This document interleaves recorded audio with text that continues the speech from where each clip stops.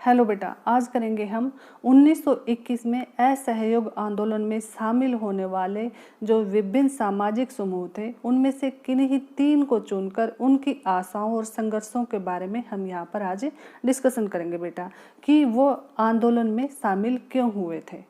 तो चलो शुरू करते हैं बेटा। देखो बेटा, असहयोग और खिलाफत आंदोलन जनवरी 1921 में शुरू हुआ था। इस आंदोलन में विभिन्न सामाजिक समूह ने हिस्सा लिया था, लेकिन हर एक समूह की अपनी अपनी उम्मीदें थी, आकांक्षाएं थी बेटा।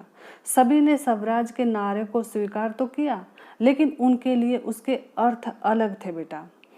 देखो बेटा, जब आंदोलन की शुरुआत होती है शहरी मध्य वर्ग की हिस्सेदारी के साथ। हजारों विद्यार्थियों ने स्कूल कॉलेज छोड़ दिए, हेडमास्टरों, शिक्षकों ने, टीचरों ने इस्तीफे सौंप दिए, वकीलों ने मुकदमा लड़ना बंद कर दिया और मद्रास के अलावा ज़्यादातर प्रांतों में परिषद जो चुनाव हुए थे उसका बहिष्कार किया गया। और ऐसे ही ये ग्रामीण इलाकों में भी ये आंदोलन फैला बेटा। शहरों से बढ़कर जो ऐसे आंदोलन था वो देहात में भी फैल गया था बेटा। युद्ध के बाद देश के विभिन्न भागों में चले किसान आंदोलन या किसानों के जो संघर्ष थे वो भी इस आंदोलन में समा गए बेटा। अवध में जो सन्यासी बाबा रामचंद्र थे वो किसानों का नेतृत्व कर रहे थे बेटा। उनका आंदोलन तालुकेदारों और जमींदारों के खिलाफ था, जो किसानों से भारी भरकम लगान और तरह तरह के कर वसूल कर रहे थे। किसानों को बेगार भी करनी पड़ती थी। पट्टेदारी के तौर पर उनके पट्टे निश्चित नहीं होते थे और उन्हें बार बार पट्टों की जमीन से हटा दिया जाता था ताकि जमीन पर उनका कोई अधिकार स्थापित न हो सके। और किसानों की मांग थी कि लगान कम किया जाए, बेगार खत्म हो और दमनकारी जमींदारों का सामाजिक बहिष्कार हो। इन मांगों के साथ वो असहयोग आंदोलन के साथ जुड़ गए थे। उन्हें उम्मीदें थी कि इस आंदोलन के साथ जुड़ जाएंगे तो हमारी जो ये मुश्किलें हैं, समस्याएं हैं, ये हल हो जाएंगी बेटा। ये तो था बेटा किसान, इसलिए ये किसान समूह था वो इसलिए असहयोग आंदोलन के साथ जुड़े बेटा। आगे आता बेटा आदिवासी समूह।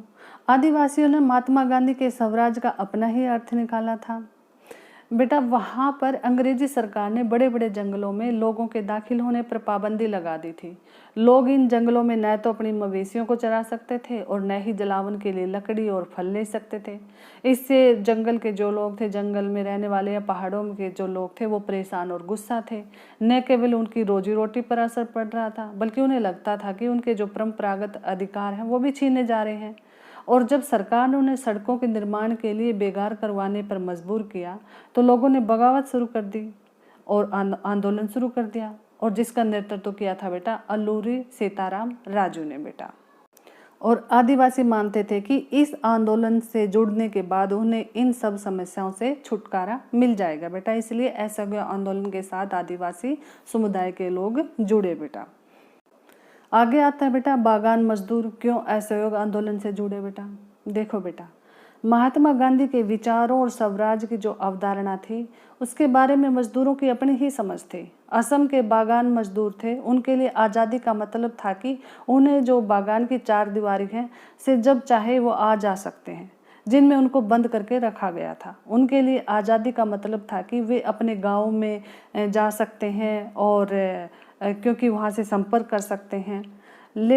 क्योंकि बेटा 1859 के इनलैंड इमिग्रेशन एक्ट के तहत बागानों में काम करने वाले मजदूरों को बिना इजाज़त बागान से बाहर जाने की छूट नहीं होती थी, और यह इजाज़त उन्हें कभी कभी ही मिलती थी।